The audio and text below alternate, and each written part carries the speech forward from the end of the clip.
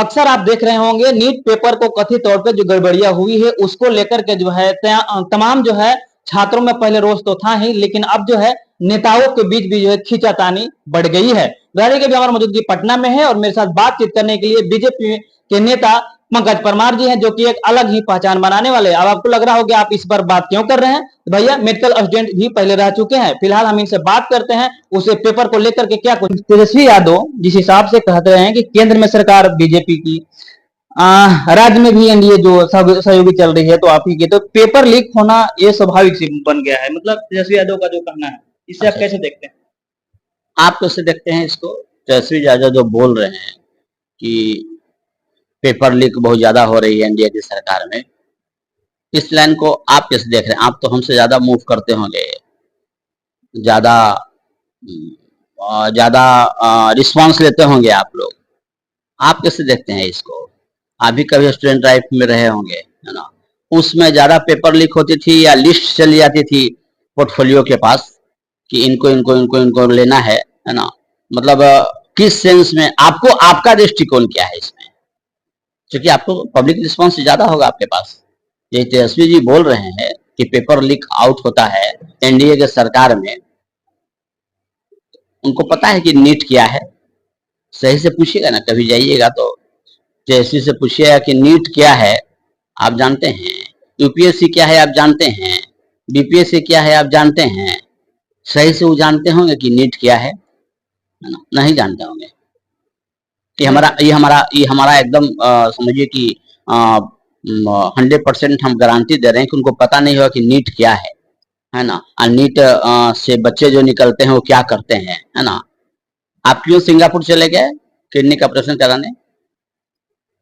पटना और एम्स में डॉक्टर नहीं थे, है ना? आपके पास हैसियत सी, चले गए। गरीब आदमी तो किडनी का ट्रांसप्लांट ही कराएगा, दिल्ली एम्स कराए, पटना कराए, जहां भी सुविधा होगा।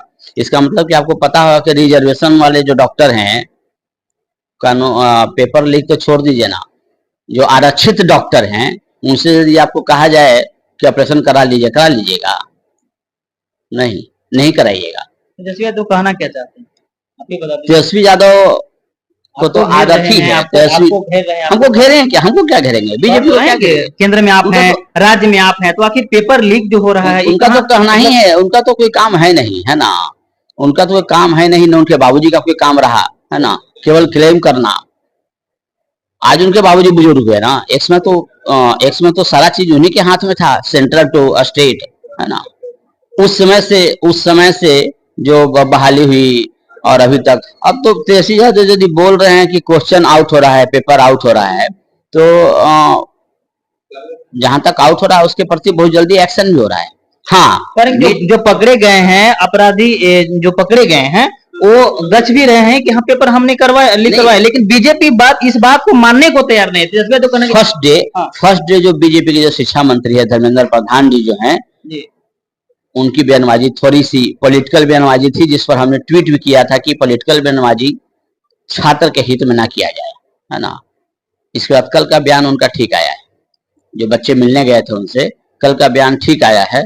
और आप ही नोट कर लीजिए कि जो भी इस रैकेट में होंगे चंद पैसे के लिए, जो भविष्य के डॉक्टर बनेंगे इंडिया का, उसके साथ जो भी खिलवाड़ कर रहे होंगे, चाहे नेता हो या बिचौलिया हो, उसके साथ बहुत कड़ी से कड़ी सजा कानून दे और बहुत जल्दी दे, है ना?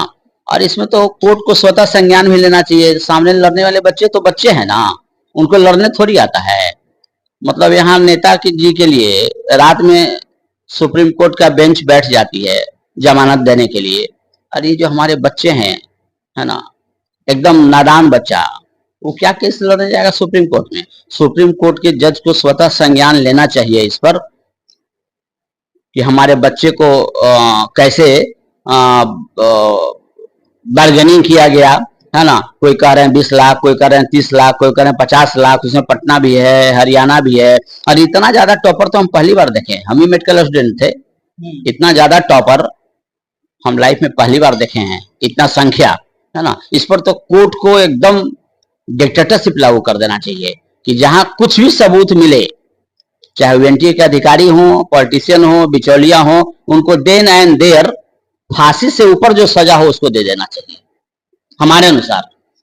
चलिए, और एक और बयानबाजी आज हम बात कर लेते हैं सर। जिस तरह हिसाब से आप लोगों का जो मंत्रालय बिहार को मिला है उसको लेकर के झुंझुना थमाने वाली बात कहते हैं तेजस्वी यादव, आपके बीजेपी के कई दिग्गज नेता भी बात कर रहे हैं, लेकिन फिर भी वो हर एक इंटरव्यू में कहते रहेंगे झुंझुना थमाया गया है। क्या लग रहा है आपको? झुंझुना वर्ड तो जो बोले हैं तेजस्वी यादव जी ना, उनको आज न कल माफी मांगना पड़ेगा, क्योंकि झुंझुना वर्ड जो बोले हैं पूरे विश्व में भारत के मंत्रालय का जो गरिमा है उसको गिरा दिए उन्होंने।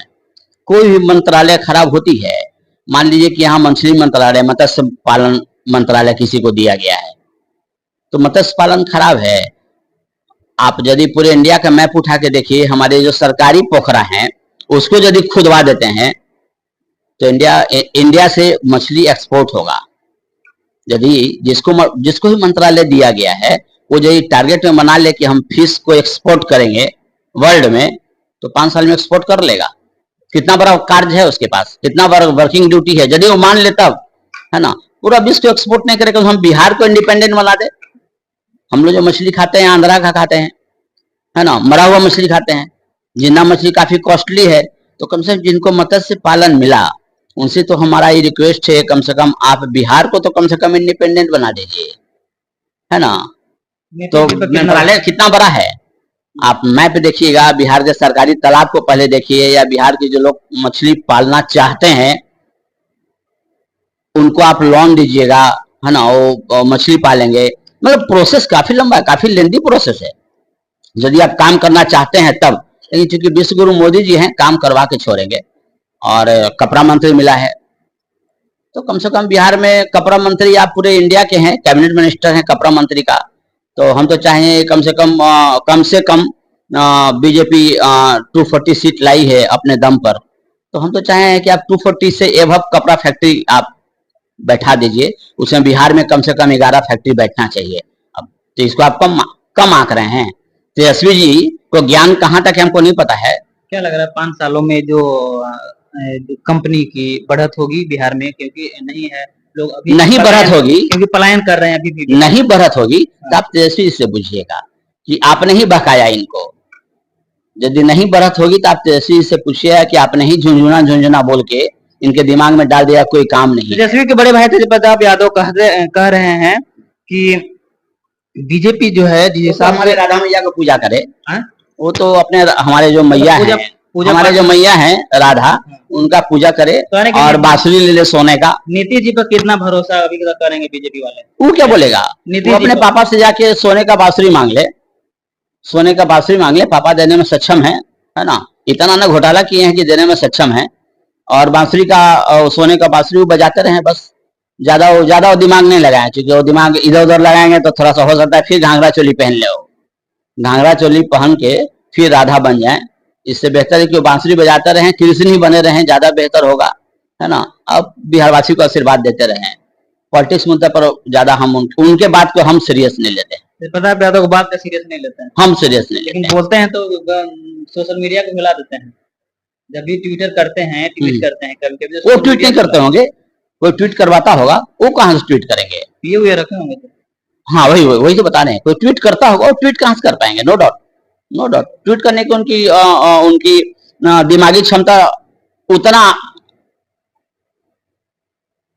हाइट पर नहीं है कि ट्वीट कर सकते हैं, है ना। तेजस्वी भी बहुत ज्यादा मैच्योर अभी नहीं हुए, उनको टाइम लगेगा, 10-15 साल टाइम लगेगा। आप जब वोट देकर के आ रहे थे तो वो बात क्या था जो आपको वीडियो वायरल हो रहा था? हमने भी देखा हूँ, क्या वाकया क्या था? वो जब सेकंड का वीडियो था, मीडिया ने पूछा कि आप 5 बजे आए, बीजेपी के लीडर हैं, आप एकदम लास्ट मोमेंट में आए। नाश्ता होगा, बिना नाश्ता क्या आना था? नहीं, मीडिया वाले लोग बोले कि आप लास्ट मोमेंट में क्यों आए, तो हमने पूछा कि क्या बोलते हैं कि हम पूरा नाश्ता कर लेते हैं और यहाँ आते। आपको क्या लग रहा है कि हम नाश्ता बनवा रहे थे? हम खाना बनवा रहे थे, स्पेशल डिश बनवा रहे थे? आप लोग को यही लग रहा था? हम क्या कर रहे थे इसको पूछे ना। हम सुबह 8 बजे से वोटर को कन्विंस करके बाहर निकाल रहे थे। जो परसेंटेज कम रहा था, हमसे जो हुआ उतना वोटर को हमने बाहर निकाला, है ना। और ये बोल के नहीं निकला कि आप बीजेपी को दीजिए, आपको जिसको देना उसको दे दीजिए, लेकिन घर से बाहर निकलिए, घर से बाहर निकलिए। और फिर देखिए कि अब टाइम ओवर होने लगा तो हम अपने बूथ पर हाजिर हो गए। पहले काम था वोटर को बाहर निकालना, ना कि नाश्ता करना और वोट देना। हमारे वोट से जरूरी था कि हमारा एक वोट है और हम 20,000 वोट को यदि पहले बाहर निकाल देते हैं तो दैट्स इंपॉर्टेंट, है ना। और उसके बाद फिर हम तो वोट दिए ही, हम वोटर को बाहर निकालने में लगे रहे। हाँ, आप मेडिकल स्टूडेंट कह रहे थे, रह चुके हैं। जिस हिसाब से आप जो जो पहने हुए हैं, कहीं न कहीं लग रहा है कि आस्था उस्था काफी रखते हैं आप भगवान में। हम नहीं आस्था रखते हैं। भगवान ने हिंदू घर में जो पैदा दिए, है ना, पैदा लिए, वही आस्था है ना, वही आस्था है ना। हमारे यहाँ अभी कोई ऐसा नहीं है कि दादाजी मुस्लिम और दादी हिंदू, है ना, पापा हिंदू और मम्मी मुस्लिम। अभी तक तो ऐसा नहीं हुआ है।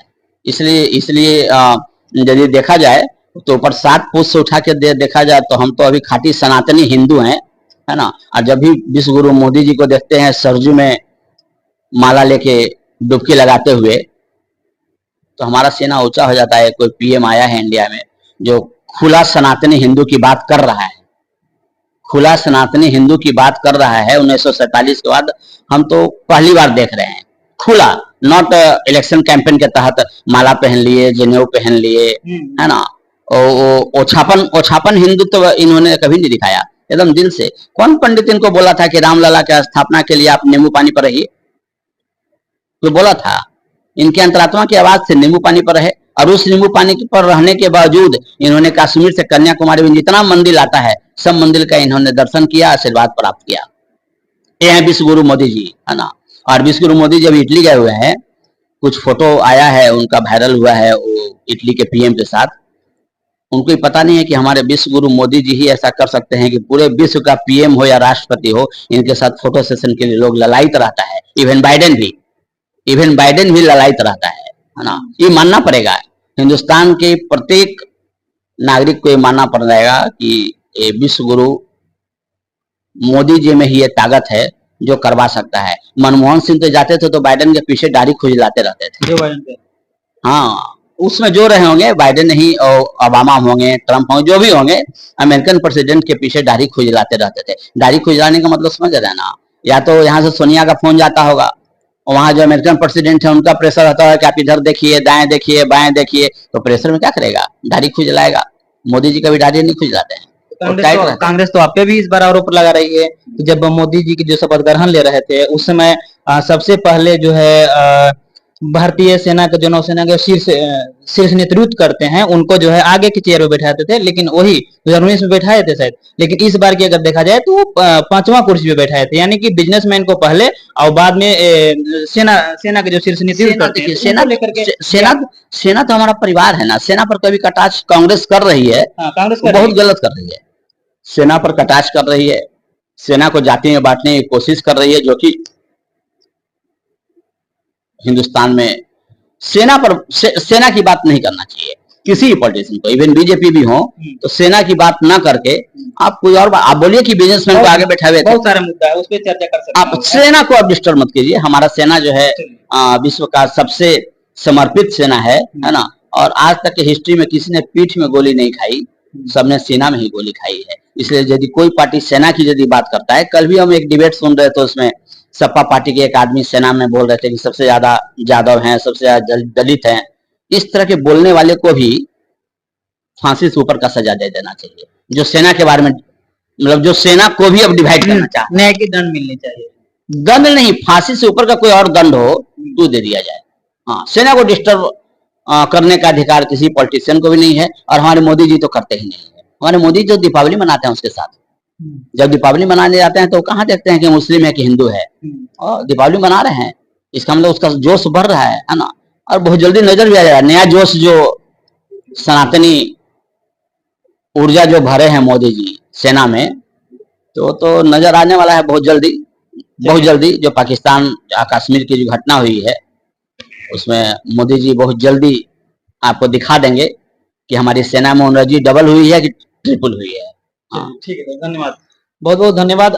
सर, आपको बता दें कि मेरे साथ पंकज परमार जी थे, एक अलग ही पहचान बनाने वाले बीजेपी के नेता हैं। बहरहाल हमारा खबर और पोस्ट आपको कैसा लगा कमेंट में एक राय जरूर लिख दीजिएगा। धन्यवाद।